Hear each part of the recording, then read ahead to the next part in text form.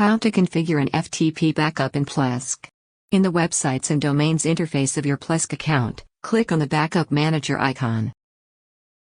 Click on the Remote Storage Settings option button and then click to go to FTP Storage Settings. Click to check the box and enable FTP storage.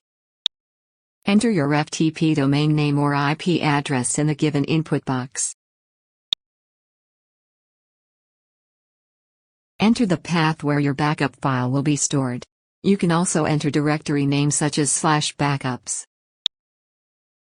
Enter your FTP username and password. We recommend you enable and use passive mode. Use FTPS option is for security purpose and we leave it disabled. Now click to apply the settings. Settings have been applied successfully. Now click on the OK button.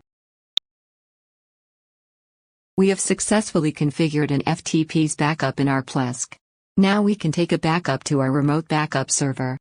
To know how to take a backup, watch our another tutorial on how to generate and download the full backup of your Plesk account.